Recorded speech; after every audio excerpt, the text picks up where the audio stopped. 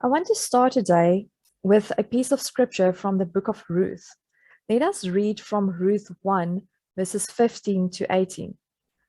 The story starts in verse 1 by telling us that it played off during the days of the judges. So the book of Ruth was written during the days of the judges. And there was a man named Elimelech who was married to Naomi.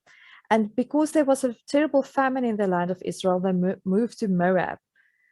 And there their two sons married two Moabite women who were named Orpah and Ruth. Elimelech and his two sons, Mahlon and Chilion, both died. So the three women, Naomi, the mother, and Orpah and Ruth, the two daughters-in-law, were widowed. Now Naomi kissed her two daughters-in-law goodbye and sent them back to their own families. Orpah was willing to go back to her family and to her old gods. However, Ruth refused. So let us read from verse 15. Naomi said, "Look, your sister-in-law is returning to her people and to her God. Follow your sister-in-law back home." But Ruth replied, "Stop urging me to abandon you. For wherever you go, I will go. Wherever you live, I will live. Your people will become my people, and your God will become my God. Wherever you die, I will die, and there I will be buried. May the Lord punish me severely if I do not keep my promise. Only death will be able to separate me from you." When Naomi realized that Ruth was determined to go with her, she stopped trying to dissuade her. I want to talk to you about two kinds of goodness today. Firstly, I want us to look at the goodness of humans and how we can display the fruit of goodness in our lives. Whereafter I will just briefly refer to the goodness of God as well. So firstly, let us take a look at human goodness. When I'm talking about human goodness, I am referring to that which we display as the fruit of goodness. So it's not the secular kind, or it's not worldly. It is really the fruit of the Spirit, the fruit of goodness in our lives. And I'm going to use the story of Ruth this morning to demonstrate human goodness. Ruth's goodness was displayed in her loyalty. How many mother-in-law jokes have you heard the last couple of years? Usually, it is the man who cracks a joke about his mother-in-law, and the jokes are never good. Yet, for the past 2 decades, I've noticed that a new tendency arising in various cultures in South Africa. The women are now struggling to get along with their mothers-in-law. More than 2 decades ago, it was the men who could never measure up and be good enough for their mother-in-law's precious daughter when they marry them. But these days, it seems like the husband's mother is the one who feels that no woman will ever be good enough for her precious boy. This is really sad. So for us today, in our context and in our various cultures, to read a story like Ruth must be kind of shocking to our ears. Here Ruth was in her own country, amidst her own family and friends, and after her husband's death, she was set free to go back to her own family and gods. Yet she was so loyal to her mother-in-law that she refused to go back to her maternal mother and chose to rather stay with her mother-in-law, who really had nothing to offer her. You see, in those days, women were very dependent on men. A woman's pride were her sons. Not only would they inherit their father's possessions one day, but they were also kind of like the mother's retirement annuity or pension fund. Jewish women were completely dependent on men and could not survive without them. In most cases, only men would work and bring in the real income for the household. The women were in charge of the household in terms of taking care of the children and keeping everything going.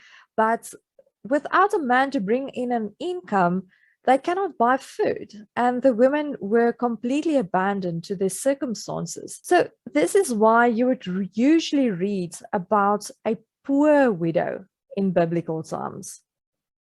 Naomi knew that she had nothing to offer Ruth. she did not have a husband, and she could not offer Ruth a hope for a new husband either. So, in other words, just like Naomi, Ruth was also kind of abandoned to her own circumstances. However, Ruth could not go back to her own household, even though she knew that she could go back. She could go back and marry a man from the town where she grew up in. She was still young and she did not have any children, so there was still a hope for her to have children. But Ruth did not want to hear anything about abandoning her mother-in-law. The love and loyalty Ruth displayed is one of the finest examples of goodness which we find in our culture and in our lives today. Secondly, Ruth's goodness was also displayed in her unselfish acts. Goodness entails all kinds of characteristics, and these include patience, kindness, humbleness, unselfishness, and it surely displays a lot of love. Orpah made a wise decision. She took care of her own needs despite her love for her mother-in-law. She went back to her own family in the hope of remarrying and having children of her own. Yet Ruth refused. She knew very well that if she went back to her own family, she would be able to remarry and she will have children, but these children will not have any relation to Naomi. She would probably never see her mother-in-law again. But still, she had the hopes of starting a new future. Yet Ruth actually thought of her mother-in-law and the fact that she did not have anything left or anyone to turn to. Naomi only had the hopes of being accepted back into her society so that she may receive whatever they could spare for her when she went back to Israel. And Ruth knew this. So for this reason, Ruth was adamant to help her mother-in-law. Her completely unselfish acts displayed human goodness on a whole different level than we are used to today. Thirdly, Ruth's goodness was displayed through her diligence. Ruth did not give up. Naomi tried to convince her to go back to her own family. At first, Orpah also wanted to go with Naomi, but Naomi told her daughters-in-law that they will be better off if they return to their own homes. Orpah considered Naomi's wise words, and she listened to her.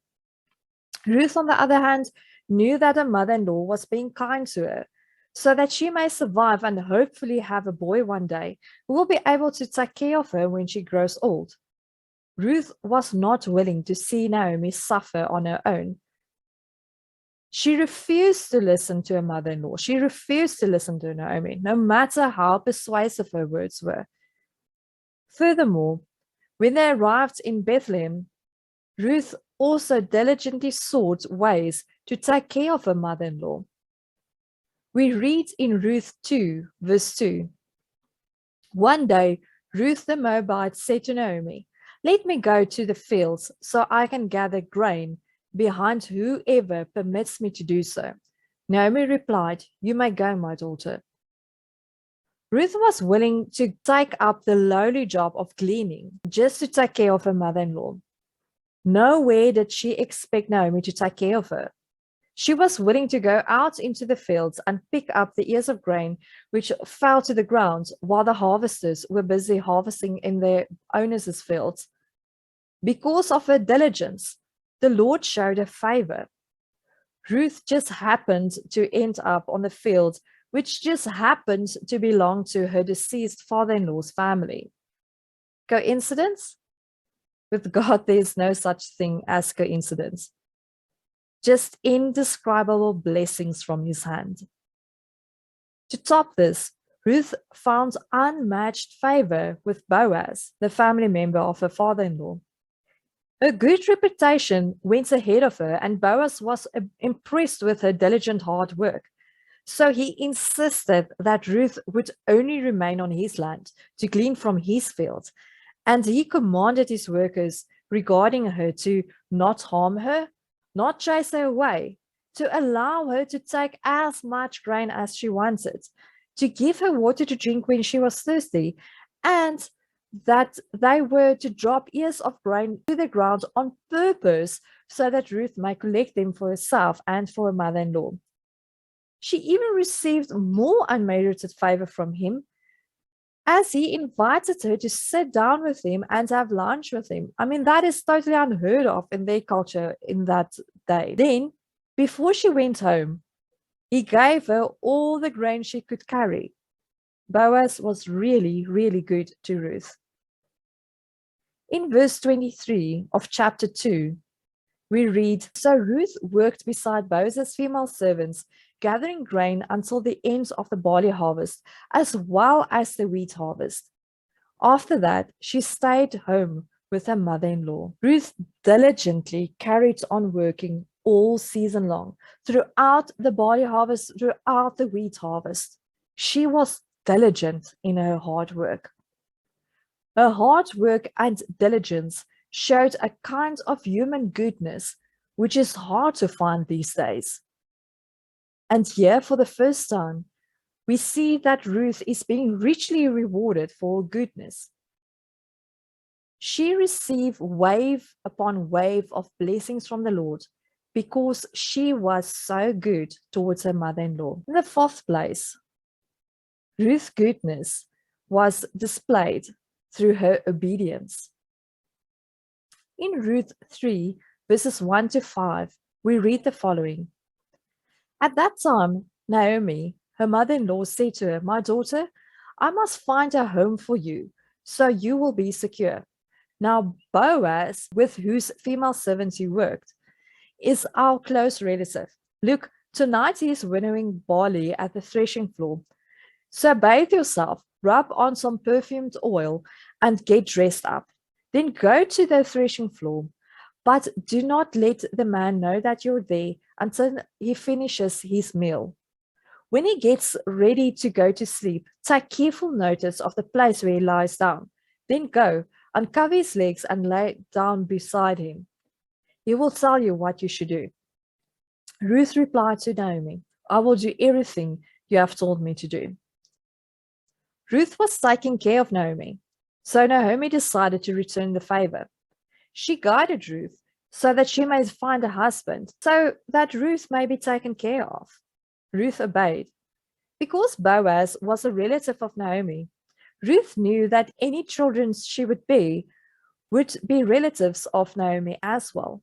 This means that not only would Ruth be taken care of, but Naomi too. Ruth obeyed her mother-in-law, no matter how obscure the command from Naomi was. Boaz respected Ruth and went through all the relevant legal proceedings before taking her as wife, so he did not take advantage of her in any way. In Ruth 4, verses 13 to 17, we read the following. So Boaz married Ruth and had sexual relations with her. The Lord enabled her to conceive, and she gave birth to a son. The village women said to Naomi, May the Lord be praised, because he has not left you without a guardian today. May he become famous in Israel. He will encourage you and provide for you when you are old. For your daughter-in-law, who loves you, has given birth to him. She is better to you than 7 sons. Naomi took the child and placed him on her lap. She became his caregiver. The neighbor woman named him, saying, A son has been born to Naomi. They named him Obed. Now he became the father of Jesse, David's father. Ruth surely honored her mother-in-law, as the Lord commands of us today.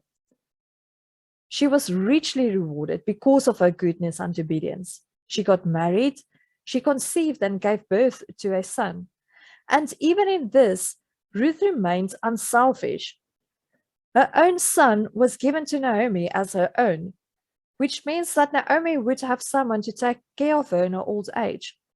One of the greatest rewards from Ruth's obedience was that she became an ancestor to our Lord Jesus Christ.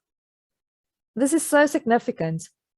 And Ruth was also so significant that even though women are not usually recorded in genealogies, she was one of only 4 women whose names were recorded in the genealogies of Jesus. Ruth's goodness was expressed through her obedience to her mother-in-law, which brought her unplanned and unknown riches. Because of Ruth's goodness, because she was so obedient, she became rich spiritually and physically, and she was really blessed by the Lord because of her goodness. I just want us to have a look at God's goodness as well. Have you noticed throughout the story how good God has been all the time? He gave Naomi a wonderful, loyal daughter-in-law who redeemed her and took care of her in a time of need. He protected Ruth while she was gleaning, and he ensured that she remained under the protection of a family member. He blessed Ruth and Naomi with more food than they probably needed. They had enough to spare. He gave Ruth unmerited favor with Boaz, the man she was supposed to marry, according to the custom of their day. God gave Ruth and Naomi a son, so he was someone who could take care of them one day when they grew older. And because of Ruth's goodness, God expressed his goodness by making her the great-grandmother of David and also an ancestor of Jesus Christ. How amazing is this not? In Galatians 5, verses 22 to 23, Paul writes, "But the fruit of the Spirit is love, joy, peace, patience, kindness, goodness, faithfulness, gentleness, and self-control. Against such things there is no law." When we have the other preceding fruit, namely love, joy, peace, patience, and kindness, the fruit of goodness will automatically start to develop. It does not take a lot of effort to grow, but it surely takes a lot of effort to maintain. As we saw in Ruth's life, Ruth displayed her goodness through loyalty, unselfish acts, diligence, and obedience. But goodness can also be displayed in our lives through kindness, good deeds, and the love we have for others and for God. God's goodness is inexplainable, inexpressible, and indescribable. Once you have been affected by his goodness, you cannot help but to affect the rest of the world with the fruit of goodness. God's goodness brings healing, joy, unity, and love. Therefore, if God is so good to us, then surely we should be good to others as well. What does this look like in our context?